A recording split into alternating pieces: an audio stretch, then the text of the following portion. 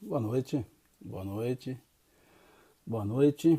Vamos começar a nossa live. Só aguardar um pouquinho, o pessoal está entrando, né? Vamos aguardar aqui para a gente começar.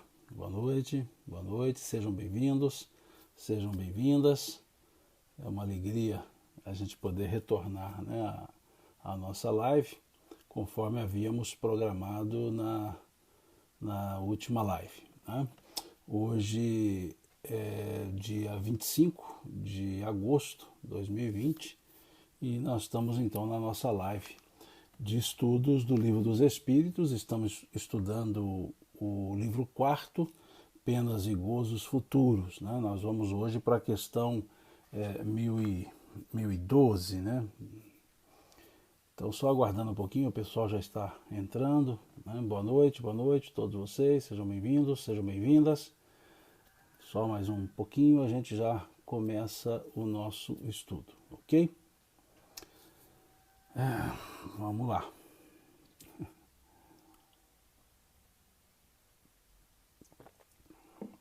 Bom, na última live, né, de domingo, nós conversamos sobre...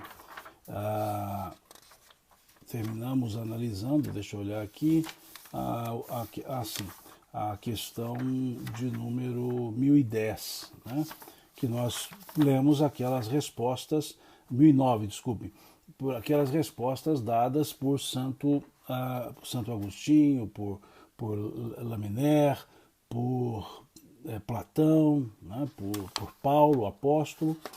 E hoje nós vamos para estudar o tópico paraíso, inferno, purgatório e pecado original, paraíso perdido. Esse tópico aqui que está a partir da questão 1011. Aqui eu vou fazer uma explicação, tá?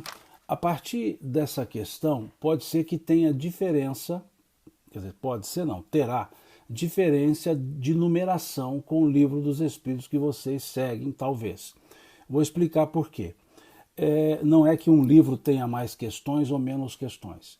O original francês, que serviu de base para a tradução do Livro dos Espíritos, no original francês não há a questão numerada 1011. A questão 1011 ela não está numerada. Então o que acontece? Se vocês observarem, algumas editoras aqui no Brasil resolveram não seguir essa numeração que estava no original. Então foi 1009, 1010, 1012, 1009, 1010, 1012. Não há a questão 1011. Se vocês observarem, vocês verão isso. 1009, 1010, 1012. Então, suprimiu o número 1011. Não é que não tenha questão, é que na numeração houve um erro. E aí, em vez de numerar 1011, numerou já 1012. Então, não há a questão de número 1011. Em outras editoras, como a editora ID, por exemplo, ela já corrigiu, e o autor e o tradutor explica, corrigiu a numeração. Então, nas traduções da ID, nessa tradução que eu uso, que é do Noleto, eles numeraram a 1011. Então, nessas traduções ficou 1010, 1011, 1012. Nas editoras FEB, LAC, Edicel, não numeraram a 1011. Então, deu essa supressão. Questão 1009, 1010, 1012, 1013, não tem a 1011. E nas outras editoras, eles colocaram o número 1011. Então, a partir dessa numeração, a partir da questão número 1010, nós teremos diferença. Nós teremos uma editora que vai colocar 1012 e temos a editora que vai colocar 1011. Então, em algumas edições, eu vou dizer 1012 vai estar a 1013, ou assim vai, né? Se eu disser 1011 numa, vai estar 1012 na outra. Então, o que eu disser aqui, um número, pode ser que nas outras editoras seja um número à frente.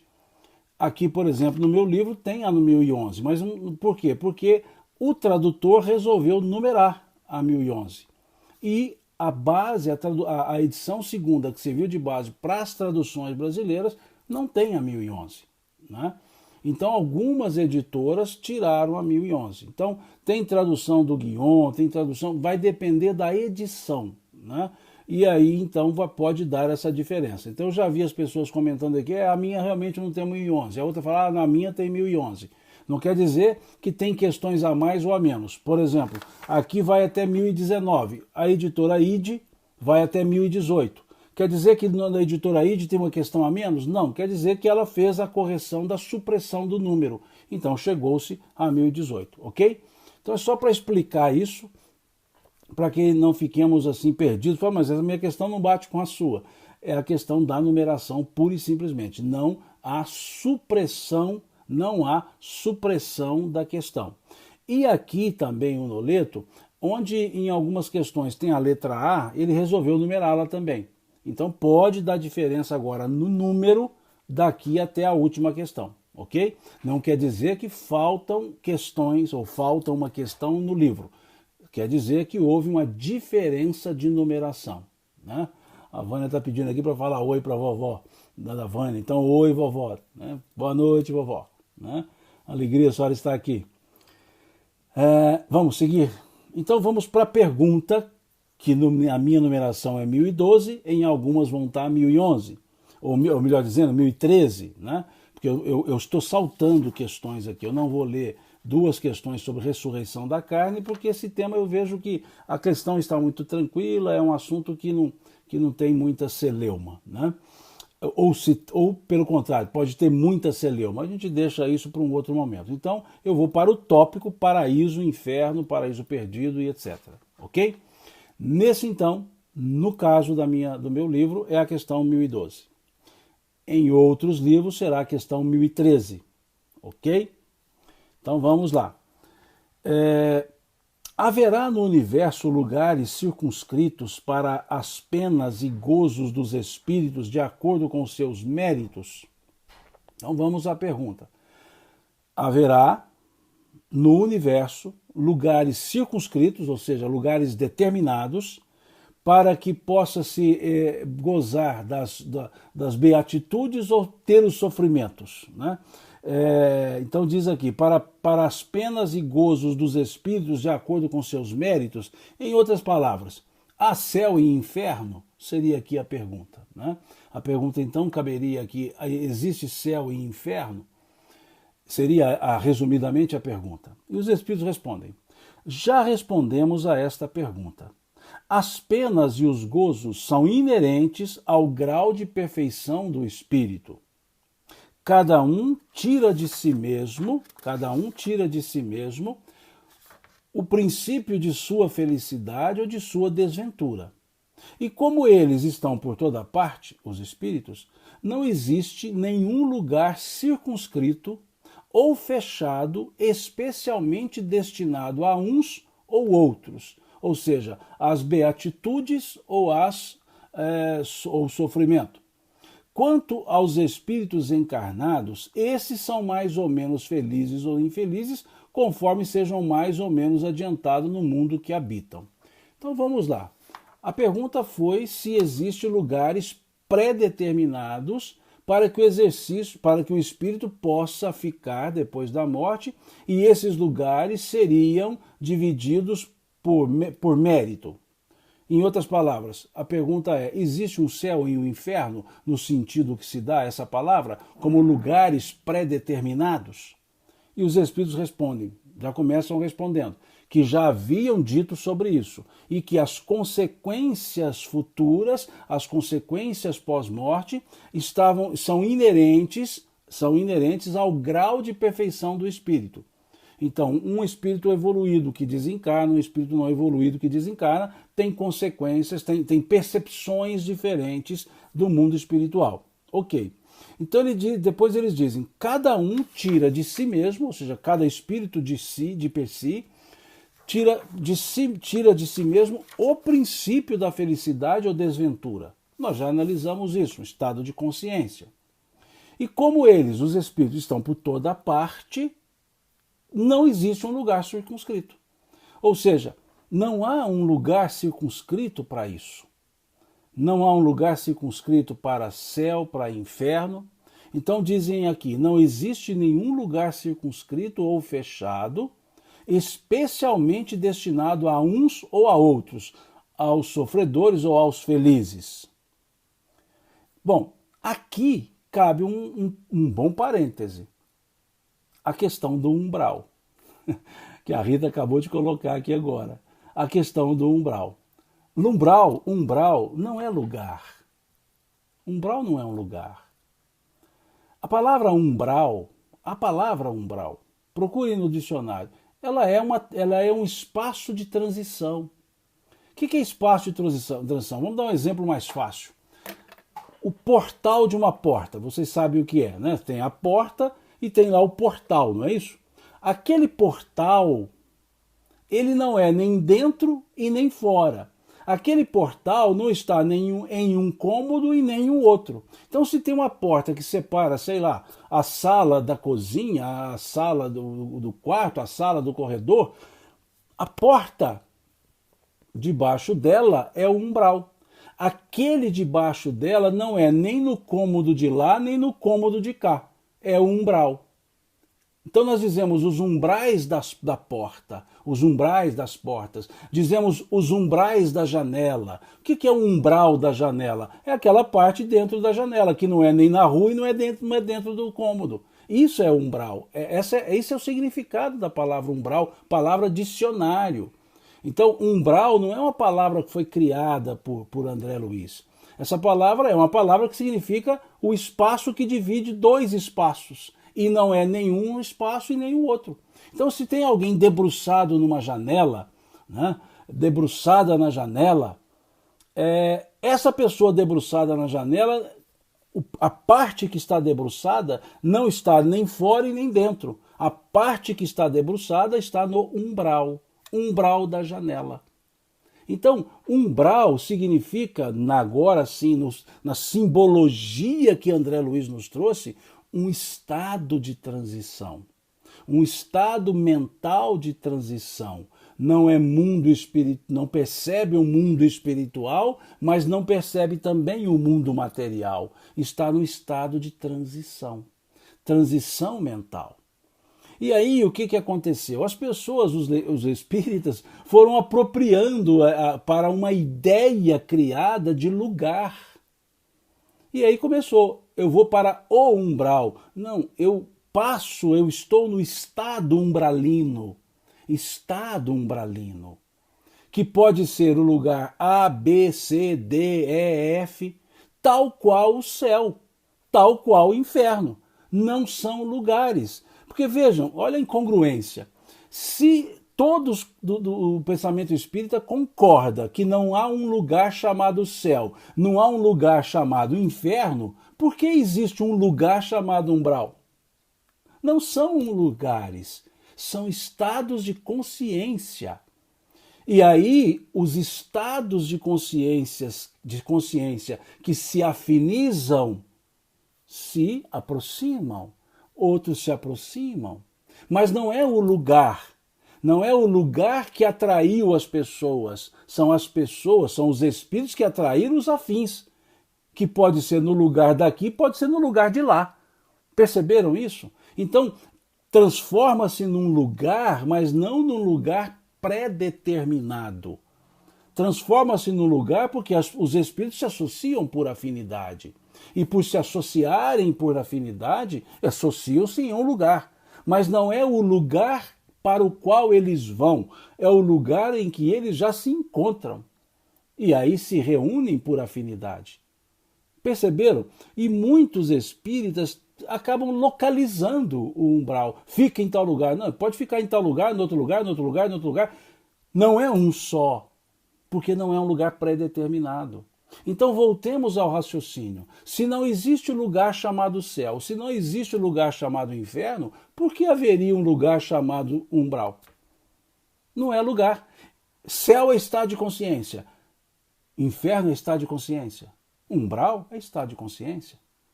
Mas um estado de consciência que os espíritos se afinizam e aí se localizam. Perceberam? Se localizam. Então não é o lugar que atrai o espírito, são os espíritos que se atraem e se localizam em um lugar, mas não é um lugar específico. Está claro isso? Vamos ler a segunda frase? E como eles, olha só, e como os espíritos estão por toda parte, não existe nenhum lugar circunscrito ou fechado, especialmente destinado a uns ou outros. Vejam, não existe um lugar circunscrito ou fechado, especialmente destinados a uns ou a outros. Perceberam? E aí vamos à questão seguinte, que é interessante. Né? De acordo com isso, inferno e paraíso não existem, tais como os homens imaginam? Os homens o imaginam ou os imagina? Aí eles respondem, são simples alegorias por toda parte. Há espíritos felizes e infelizes. Olha que interessante. São alegorias. Por toda parte há espíritos felizes e infelizes. Entretanto, olha agora, conforme bem já dissemos, os espíritos de uma mesma ordem se reúnem por simpatia. Se reúnem por simpatia. Mas quando são perfeitos, podem reunir-se onde quiserem. Então percebemos agora como fica claro essa ideia, ou clara essa ideia, que não é um lugar. Aqui diz, não, mas André Luiz disse que foi. Não, André Luiz não disse que era um lugar. Ele disse o umbral. O umbral, veja, não há problema dizer o umbral. A palavra umbral é um substantivo.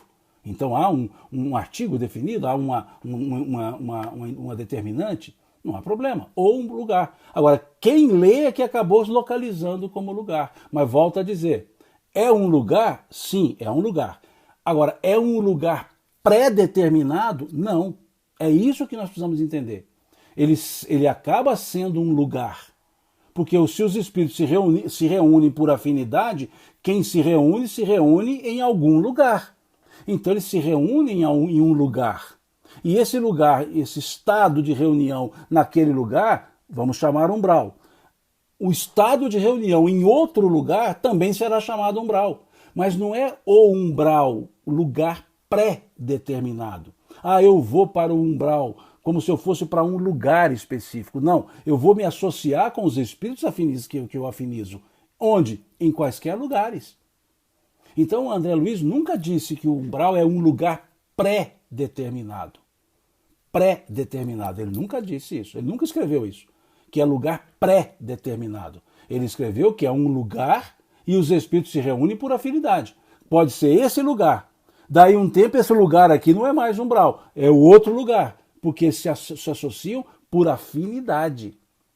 E aqui a questão 1012A dessa tradução, em outras questões poderá ser 1013A, é claríssimo. E André Luiz ele não contraria o que os espíritos disseram aqui. Hora nenhuma. Porque ele disse, estão num lugar chamado umbral, mas esse lugar chamado umbral não é um lugar pré-determinado. Tá claro agora? Ficou claro essa ideia? Clara essa ideia? Não é lugar pré-determinado. É um lugar determinado, por quê?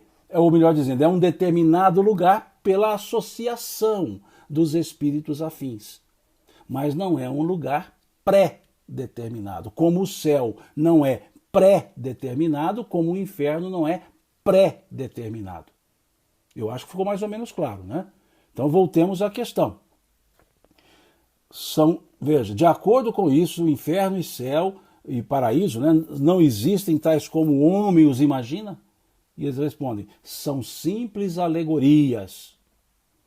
Por toda a parte há espíritos felizes e infelizes. Entretanto, aí que vem o detalhe que André Luiz captou e explicou isso no nosso lar. O duro é o pessoal entender, mas ele explicou isso no nosso lar. Entretanto, conforme também já dissemos, os espíritos de uma mesma ordem, veja, os afins, se reúnem por simpatia. Se os espíritos de uma mesma ordem se reúnem, essa reunião é em um lugar, que pode ser aqui, pode ser lá, pode ser acolá. Não é o lugar pré-determinado, como se fala assim, eu vou para o umbral. Eu poderia dizer assim, eu vou para um umbral, para um, e não para o o. Um umbral. Ou seja, o meu estado de consciência me coloca junto com outros espíritos em um lugar. Que se for em outro lugar também, será em outro lugar também. Mas não é pré-determinado. Porque senão a gente tira o céu de predeterminação, tira o inferno de predeterminação e coloca o umbral como predeterminação.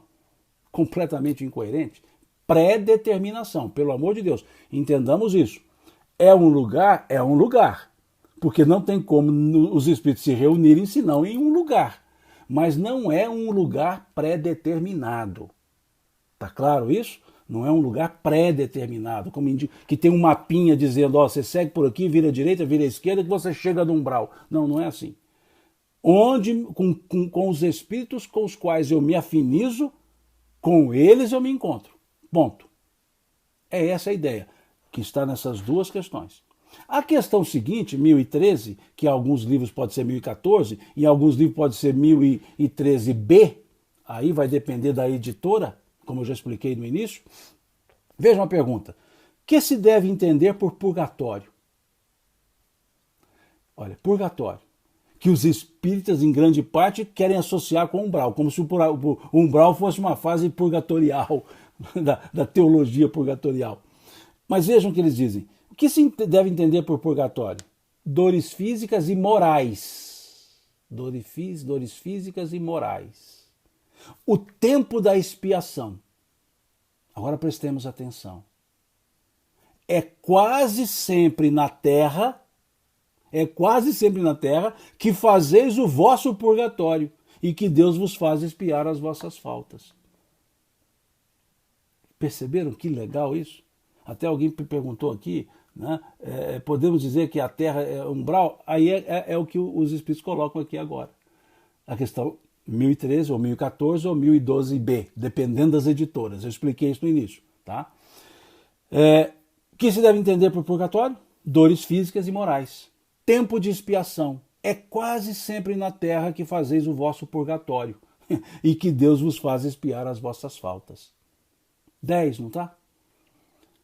Aqui alguém diz, acho que estou no purgatório, está rindo. A gente está, né, sempre, né, purgando alguma coisa, legal.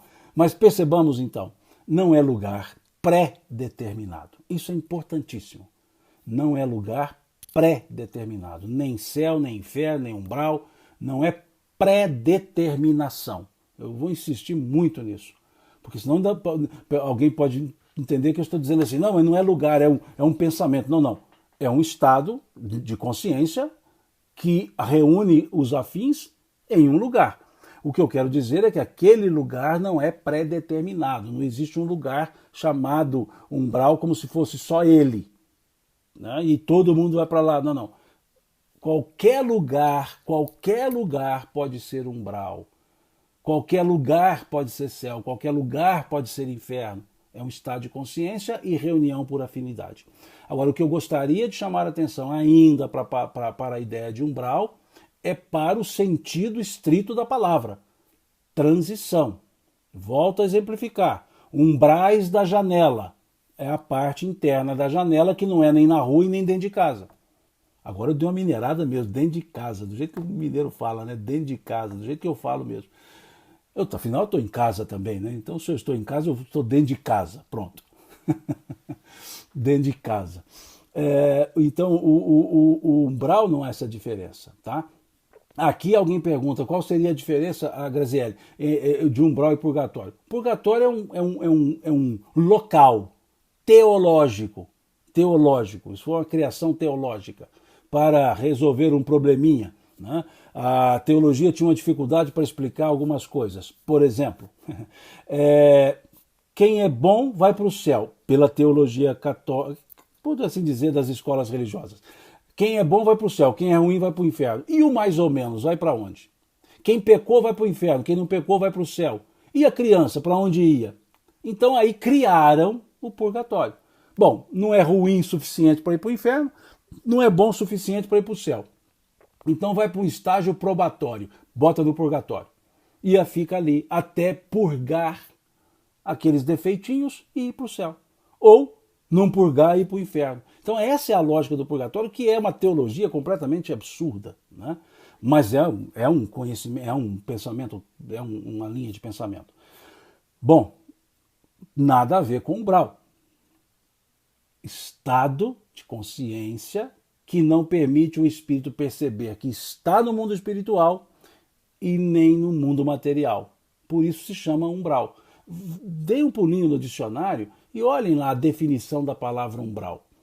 Umbral não é uma palavra espírita, não foi criada pelo espiritismo. Umbral é uma palavra que significa estado intermediário entre dois estados absolutos. Só isso, né? Olha aqui, ó, alguém já até colocou, ó, continuação sem corpo físico dos espíritos de uma mesma sintonia. Também, legal, para essa lógica espírita, né? A Bia, né? A Bia Pedro, a Bia... Veja, desculpe-me, é porque com os nomes ficam emendados, né? Então tem hora que eu não consigo fazer a separação. Ficou claro isso? Acho que sim, né? Então, pensemos assim, claramente, tá? E vamos numa outra questão, para a gente ir fechando esse raciocínio, que é a 1016 e pode ser 1017, em outras, dependendo da tradução, tá?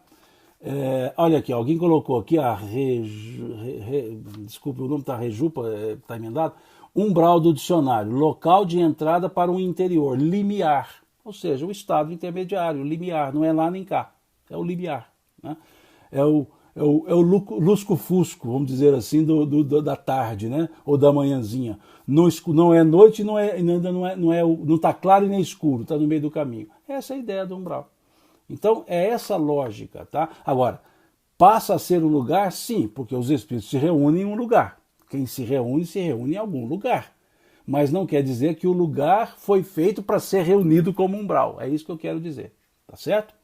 E aí vem a questão 1016 ou 1017, dependendo das traduções. Em que sentido se deve entender a palavra céu? Em que sentido se deve entender a palavra céu?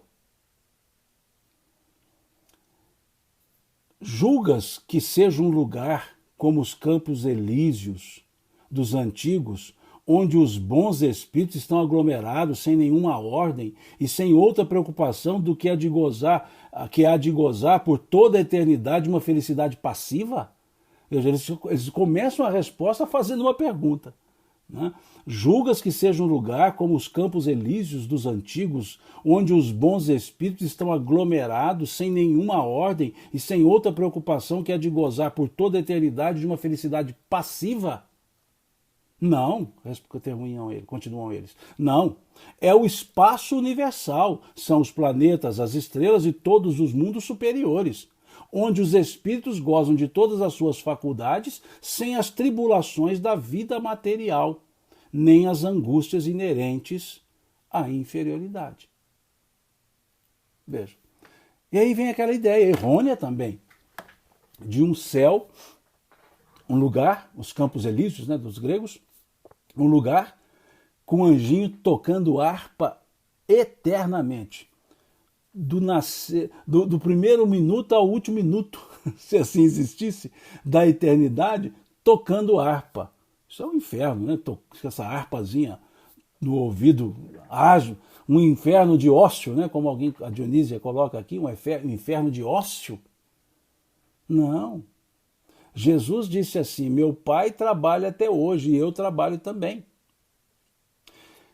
Dizem, né, que um homem morreu, né, por assim dizer, e ele morreu e acordou num lugar muito bonito, um lugar belíssimo, recebido por um jovem que sorria, com a face solta, aquele sorriso agradável, aquele sorriso aberto. E esse homem, depois da morte, se deparou com esse jovem nesse lugar belíssimo, e ele disse para o homem assim, olha, você morreu, está aqui nesse lugar belíssimo, e aqui o senhor pode desfrutar de tudo que o senhor não desfrutou na terra, pode se descansar à vontade, e o que o senhor precisar é só me pedir que eu vou atendê-lo. Aí o homem achou o máximo, descansou-se, até que ele se cansou de descansar. E disse assim, nossa, eu já estou cansado de me descansar. Eu vou procurar aquele jovem, porque ele me disse que poderia me atender, eu vou procurar uma coisa para fazer. E aí ele foi procurar o jovem, encontrou o jovem e disse, olha, eu estou aqui nesse lugar belíssimo, depois da minha morte, um lugar agradabilíssimo, já me descansei muito, mas eu estou muito descansado e eu queria alguma coisa para fazer. E o jovem olhou para ele, cingiu o rosto e disse assim, é a única coisa que eu não posso atendê-lo. Eu disse que poderia atender e tudo, mas eu me esqueci. Eu não consigo atender, aqui não tenho o que fazer. E aí o homem disse assim para o jovem, eu bem que poderia ter ido para o inferno. E o jovem disse para ele, o senhor pensa que está onde? Porque no céu tem que trabalhar também, porque Jesus disse isso, meu pai trabalha até hoje e eu trabalho também. Então são alegorias, estado de espírito, não interessa o lugar. Para quem está com estado de espírito tranquilo, para quem tem a consciência tranquila, o inferno é um céu. Para quem tem a consciência culpada, até o céu é um inferno. Então é um estado de consciência. Com isso, Kardec deixa muito claro, não são lugares, são estados de consciência. Mas os espíritos que se afinizam no mesmo estado de consciência se aglutinam em um lugar. Né? Tatiana diz aqui, é boa, por isso é que eu estou trabalhando. Né? Exatamente. Trabalho, não, os espíritos não disseram, é toda ocupação útil. Será que no céu não vamos ter ocupação útil? Né? Então vejam, é esse sentido, tá certo? Não é lugar, não são lugares pré-determinados.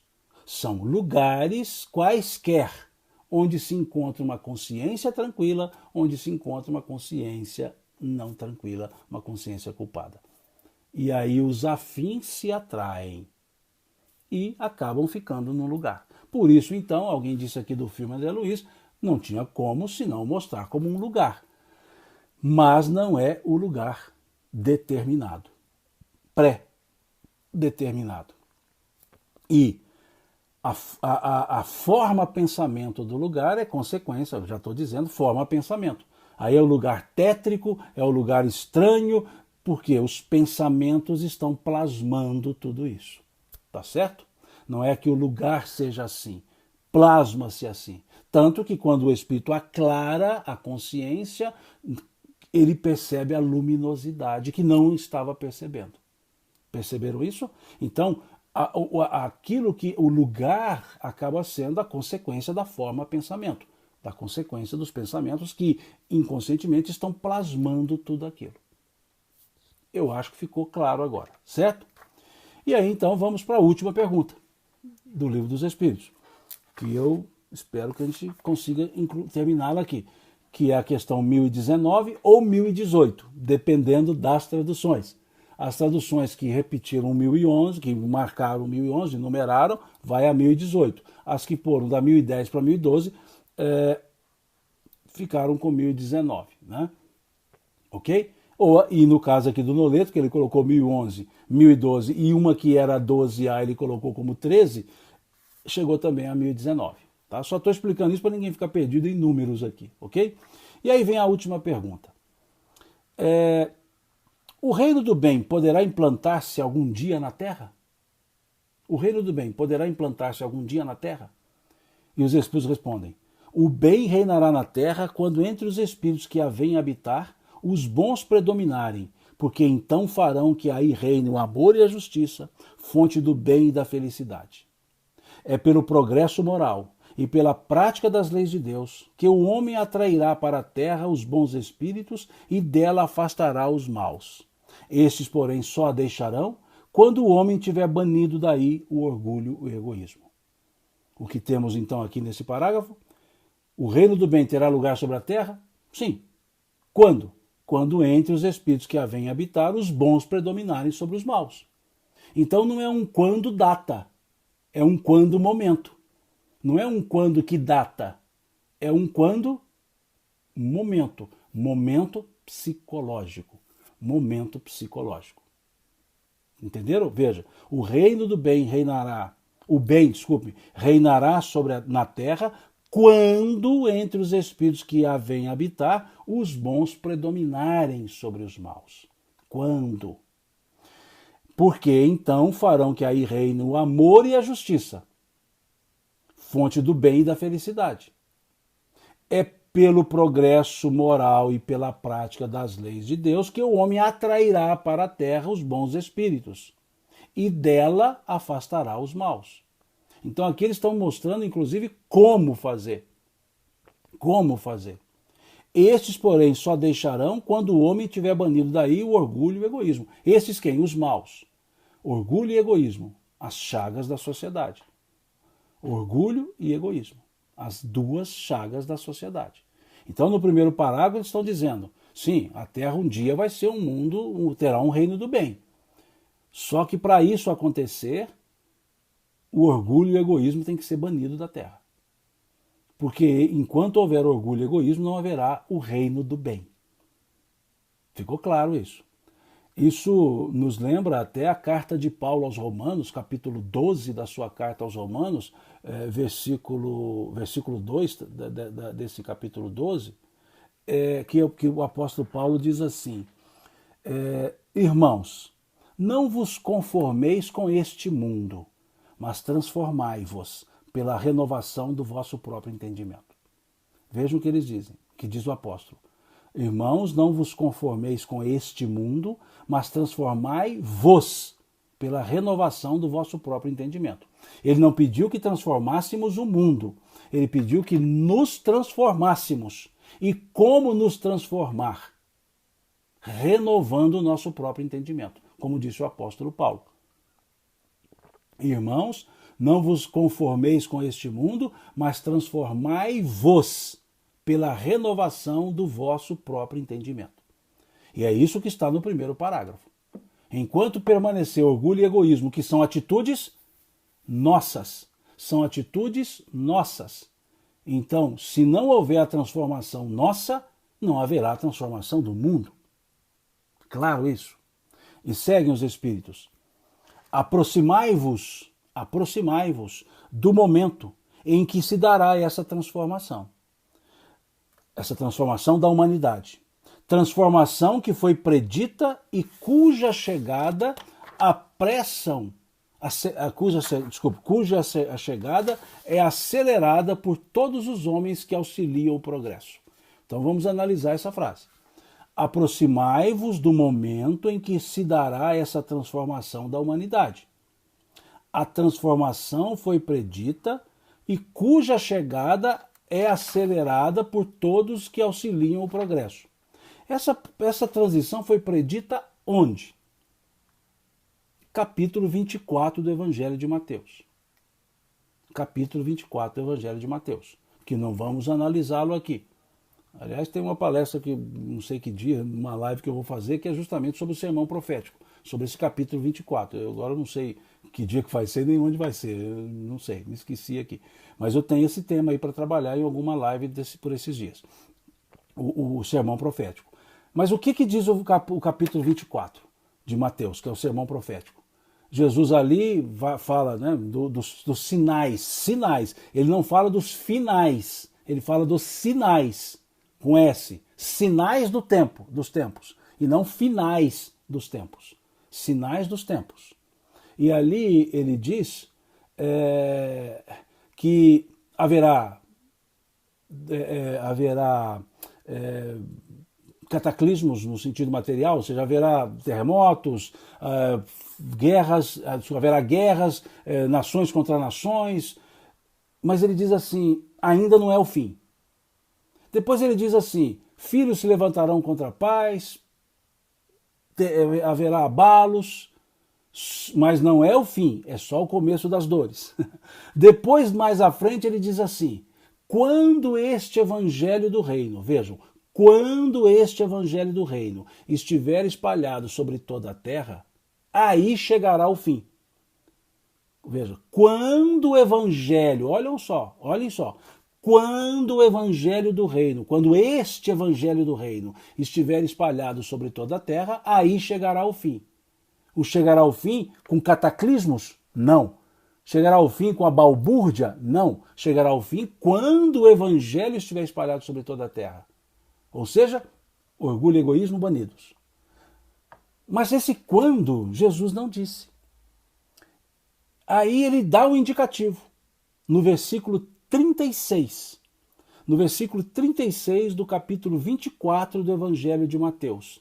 Jesus diz assim: quando essas coisas acontecerão, ninguém o sabe, nem os anjos dos céus, nem o Filho, somente o Pai. Opa! Vamos prestar atenção nesse versículo de novo? Quando essas coisas acontecerão, Jesus dizendo, quando essas coisas acontecerão, ninguém o sabe. Nem os anjos dos céus, os espíritos superiores, nem o Filho, quem é o Filho? Ele, nem o Pai, somente o Pai. Veja, somente o Pai. Nem os anjos dos céus, nem o Filho, somente o Pai, porque somente o Pai é onisciente. E por que nem os anjos dos céus e nem o Filho sabe? Porque esse quando não é uma data, esse quando é um momento, o momento em que as pessoas não forem mais orgulhosas e egoístas. E dá para dar uma data para isso? Não. Podemos dar um indicativo, como eles disseram, que já está se aproximando. Por que está se aproximando? Porque o número de egoísmos está diminuindo. Simão, só se for no seu lugar, porque muitos aqui não estão. Estão diminuindo, sim. Por pior que nós achemos o mundo atual, por mais que achemos que ele está perdido, não está. Percebamos, no passado nós tínhamos coisas muito piores. As coisas sangrentas muito piores no passado e ainda tinha os de agora. No passado tinha mortandade diversas, guerras e mais guerras, penas de morte e uma série de coisas. E também tinha corrupção, exploração e tudo mais. Agora tem corrupção, exploração e tudo mais, mas não tem essas outras coisas. Então há sim um processo evolutivo, não há dúvida.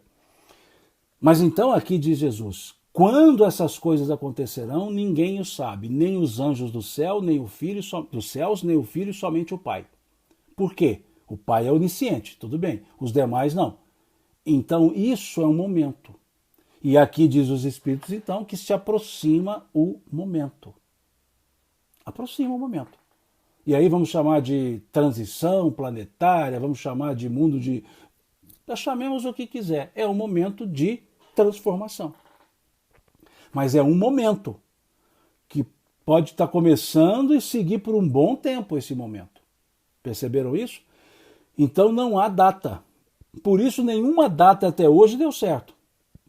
O ano 1000 não deu certo, quando chegou 2000 não deu certo, quando chegou 2012 não deu certo, quando chegou 2019 não deu certo, quando chegar 2000 e não sei quanto não vai dar certo. Por quê? Porque não é uma data, é um momento. A data, qual data que vai ser? A data que for, ou seja, quando isso começar a acontecer. E os Espíritos estão entendendo que já está na hora disso acontecer. E nós veremos à frente que é lógico isso que eles estão dizendo. Vejamos a sequência da frase. Essa transformação diz, ela se verificará, a transformação, ela se verificará por meio da encarnação de espíritos melhores. Olha então os espíritos dizendo, olha, como é que vai acontecer esse negócio? Se fosse um espírito mineiro como eu, ele diria assim, como é que vai acontecer esse trem? Então como é que esse trem vai acontecer? Veja, a transformação. E eles respondem, ela se verificará por meio da encarnação de espíritos melhores, que constituirão na Terra uma geração nova. E agora preste atenção nessa frase. Então, os espíritos dos maus, que a morte vai ceifando dia a dia. Opa! A morte vai ceifando dia a dia. E todos os que tentam deter a marcha das coisas serão daí excluídos, pois que viriam a estar deslocados do homens de bem, cuja felicidade perturbariam. Ótimo essa frase. Não vai talvez dar tempo de analisar a resposta inteira, mas ótima frase. Como é que se dará essa transformação? Encarnação de espíritos melhores, vão chegando, e os maus vão ser retirados de uma vez só? Vai ter um momento em que os maus saem de uma vez só? Não. Vejam o que os espíritos dizem. Vejam o que eles dizem. Então, os espíritos dos maus, que a morte vai ceifando todos os dias. Olha que coisa mais divina, que coisa mais tranquila. Desencarna o mal, não reencarna aqui, vai reencarnar em outro lugar. Vejam, É natural isso, veja. Então os espíritos dos maus, que a morte vai ceifando dia a dia, serão da terra excluídos. Serão excluídos da terra? Sim, mas por um processo normal, natural. Vai desencarnando. Desencarna um bom, o bom retorna. Desencarna o mal não retorna. Ele vai para outro caminho, para outro orbe. Perceberam que coisa mais tranquila? Que hora nenhuma os espíritos estão dizendo haverá aqui um planeta chupão que vai vir pegar todo mundo. Não existe isso. Na codificação, não. Pode algum outro espírito ter falado por conta própria. Mas aqui na codificação, não. Aqui na última questão do Livro dos Espíritos, dizem os espíritos, então os espíritos dos maus, que a morte vai ceifando dia a dia, e todos que tentam deter a marcha das coisas serão daí excluídos. Serão excluídos os maus? Serão. De uma vez só? Não. Dia a dia. Né? Como uma letra da música da Baby Consuelo, né? Dia após dia, começo a levantar. Dia após dia. Day by day. Né? Dia a dia. Dia para o dia. É esse ponto que nós precisamos colocar. Isso não está muito mais próximo à bondade e justiça de Deus? Essa lógica não é muito mais próxima a uma justiça bondosa de Deus do que aquela ideia de uma vez só limpa-se tudo? Não é assim que funciona? Sim, haverá, alguém diz aqui, o desencarne coletivo, sim, processo, já analisamos aqui, questão 737 do Livro dos Espíritos. A finalidade desses aspas, flagelos destruidores, que Kardec chama assim lá na questão 737 do Livro dos Espíritos, é apressar o progresso. Mas vejam, coletivo, nós estamos falando algumas centenas de pessoas, não estamos falando 7 bilhões de pessoas, não estamos falando, perceberam? E ainda estamos numa fase que pode ser que um espírito mau ainda retorne, sim, como última instância, sim, último momento, depois não mais. É isso que eles estão explicando aqui nessa questão. Por isso esta questão aqui precisa ser muito bem trabalhada. Não por outro motivo foi a última questão, como sendo uma questão concluinte, que conclui todo um raciocínio. Então nós precisamos ler essa questão, meditar nessa questão. Porque aqui os espíritos estão dizendo, vou continuar a ler. Então os espíritos dos maus, que a morte vai ceifando dia a dia, e todos que tentem deter a marcha das coisas serão daí excluídos, porque viriam a estar deslocados, vejam, deslocados, porque não teria lugar, não teria ambiente, entre os homens de bem, cuja felicidade perturbariam. E aí eles vão explicar agora. Irão para mundos novos, menos adiantados, desempenhar missões penosas, onde poderão trabalhar pelo seu próprio adiantamento e, ao mesmo tempo, pelo progresso de seus irmãos mais atrasados. Vejam. Olha a pergunta que eles fazem agora. Não percebeis nessa exclusão de espíritos da terra transformada a sublime alegoria do paraíso perdido? Lá do Gênesis bíblico, lá do Velho Testamento. E na vinda do homem para a terra, em semelhantes condições, trazendo em si o germe de suas paixões e os vestígios de sua inferioridade primitiva, a alegoria não menos sublime do pecado original? Considerado desse ponto de vista, o pecado original se prende à natureza ainda imperfeita do homem, que assim só é responsável por si mesmo, pelos seus próprios erros e não pelas faltas de seus pais. Aqui os espíritos estão desmontando uma teologia forçada, dizendo, olha, essa saída para mundos inferiores, aquela ideia que Emmanuel traz do livro A Caminho da Luz, os exilados de capela e tal, ele diz, não vedes nisso a sublime alegoria, olha, sublime, olha o respeito que eles têm pela parábola, o respeito que os espíritos têm pela parábola da criação, parábola, a sublime, olha o respeito, sublime alegoria do paraíso perdido.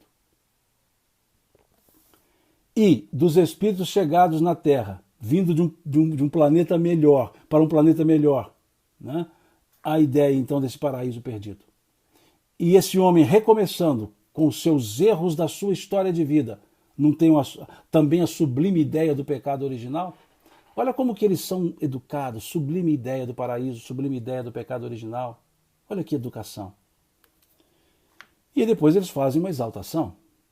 Todos vós, homens de fé e de boa vontade, trabalhai, pois, com zelo e coragem na grande obra da regeneração, porque colhereis centuplicado o grão que houverdes semeado. Ai dos que fecham os olhos à luz, pois preparam para si mesmos longos séculos de trevas e decepções. Ai dos que fazem dos bens deste mundo a fonte de todas as suas alegrias, pois sofrerão muito mais privações do que gozos de que desfrutaram. Ai, sobretudo, dos egoístas. Não encontrarão ninguém que os ajude a carregar o fardo da miséria. São Luís, a resposta. Esses ais aqui, ai dos que fecham, ai dos que fazem, ai, isso me lembrou o chamado sermão dos ais, né, que Jesus faz. Ai de vós, escribas e fariseus, ai de vós. Capítulo 23 do Evangelho de Mateus, versículo 13 até o versículo 26. Capítulo 23 do Evangelho de Mateus, versículo 13 ao 26. E lá, num dos ais, ele diz assim: ai de vós, fariseus e escribas, que ensinam vossas vãs doutrinas e fecham as portas do céu. Ou seja, ensinam as coisas erradas para as pessoas e elas não evoluirão. Eu sugiro que vocês leiam lá, capítulo 23 do Evangelho de Mateus, versículos 13 a 26, que vai falar, que a gente chama de sermão dos ais. Porque Jesus começa nova estrutura de fala, começando ai de vós, ai de vós, ai de vós, e vai explicando os detalhes. E aqui o Espírito Santo Luís segue a mesma lógica. Ai dos que fecham os olhos à luz, ai dos que fazem dos bens desse mundo a fonte de suas alegrias, ai, sobretudo, dos egoístas, segue a mesma estrutura do sermão que a gente diz, sermão dos ais, lá do Evangelho de Mateus. Então aqui é a última questão do Livro dos Espíritos. Perfeita. Perfeita, perfeita, mostrando que esse processo de regeneração da Terra, de transformação, melhor dizendo, vai acontecer? Vai. Que está próximo o momento? Está. Que tem uma data marcada? Não. Pode ter um período, pode ter pode iniciar numa data, mas não está pré-determinada. Pode até começar numa data, mas vai se prolongar, se protrair durante um tempo. Claro isso, não é? Estão dizendo aqui. E que essa substituição dos maus e dos bons vai acontecer naturalmente, à medida que vai desencarnando, por assim dizer, um espírito mau, ele tende a não reencarnar na Terra. Vai para mundos mais atrasados, como está colocado aqui. Belíssima. E eu sugiro, inclusive, que lá no Evangelho de Mateus, no mesmo capítulo 24, só que no versículo 40, Jesus dá uma ideia das proporções. É interessante lá. Não vai dar para a gente aprofundar aqui. Mas no versículo 24, capítulo 40 do Evangelho de Mateus, Jesus fala assim: e se dois estiverem no campo, um será levado, um será poupado. Se dois estiverem no moinho, um será levado, o outro será poupado. Como a dizer, olha, nessa época aí, metade vai estar boa, a outra metade não. Ou seja, é uma proporçãozinha um pouco pesada, né? Mas é mais ou menos isso que ele está dizendo. Um será levado, o outro será poupado. Não estou afirmando que isso é a proporção, isso é só uma figura simbólica, lógico, né? Mas aqui mostra que nesse momento de transição está mais ou menos meio a meio. Né? Capítulo 24, versículo 40 do Evangelho de Mateus, como a Silvana colocou aqui. Né? Ok? E assim a gente encerra essa proposta que foi feita, que eu fiz com vocês, de estudarmos o livro 4º do Livro dos Espíritos, que começamos lá na questão 920 e encerramos aqui nessa última questão do Livro dos Espíritos. Então nós já estudamos o livro 3º e estudamos o livro 4º, né? Meio assim de trás para frente, né? Não estudamos nem o primeiro nem o segundo. O livro 3º das Leis Morais e o livro 4º das Esperanças e Consolações. Né? E aí pretendo continuar o estudo do Livro dos Espíritos, lógico, pretendo continuar no próximo domingo, às 10 da manhã, se Deus quiser, como eu sempre digo, e eu pretendo agora começar da questão número 1. Não quer dizer que eu vou dar vamos estudar agora o livro 1º. Em vez de, nós já estudamos o livro 3º, já estudamos o livro 4º, agora vamos estudar o livro 1º.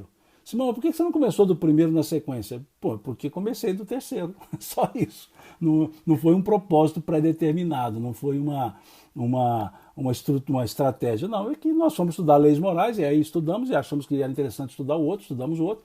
E agora a gente vai lá na questão número 1 do Livro dos Espíritos, que todo mundo sabe de cor, e vamos estudar, né? Da questão número 1, que é o livro primeiro, até a questão 75, que encerra o livro primeiro. Né? Então o livro primeiro começa da questão número 1 e vai até a questão 75. E o livro segundo, ele é enorme, vai da questão de 76 à questão 613. Então o livro segundo a gente deixa de stand-by, depois nós vamos ver o que nós vamos fazer para estudar o livro segundo, se a gente for estudar. Né? E vamos seguindo. Né? Então domingo que vem, se Deus quiser, às 10 da manhã, a gente continua o estudo do Livro dos Espíritos, não mais o livro quarto que nós já encerramos hoje. Vamos estudar o livro primeiro. Né? E aí, se quiserem já fazer um deverzinho de casa, já estudemos a primeira questão, que é Deus. Né? É questãozinha legal, uma questão muito boa. Né? E a gente começa dela então, tá certo? Gente, olha, muito obrigado, mas muito obrigado mesmo pela presença de vocês nesses dias todos aqui, nesses vários dias que nós ficamos estudando o livro quarto. Espero ter contribuído que seja um pouquinho, né, pro estudo, pro entendimento de vocês. Né? Tadinho, meu livro já está todo, coitado, já está precisando reencarnar esse meu livro. Espero ter ajudado, que seja um pouquinho, para mim, uma alegria danada poder estudar com vocês.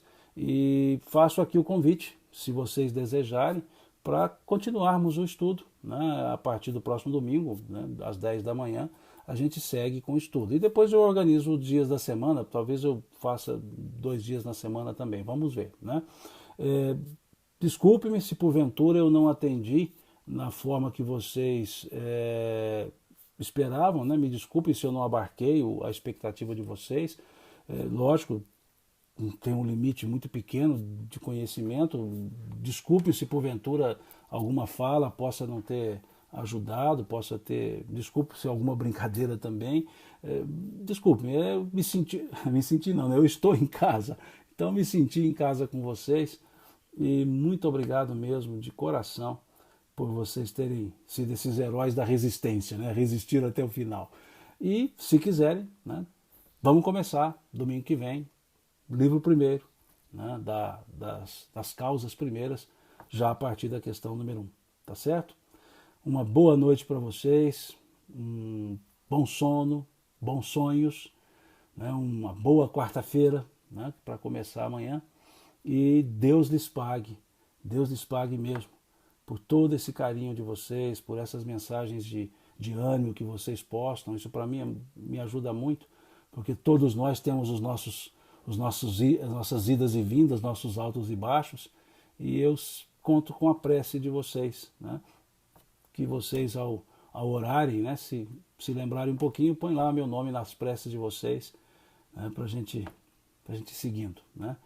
Todos nós temos os nossos pesos para carregar. Então, quando a prece de um amigo, de uma amiga nos chega, diminui um pouco o peso, ou melhor, aumenta um pouco as nossas forças. Então, muito obrigado mesmo.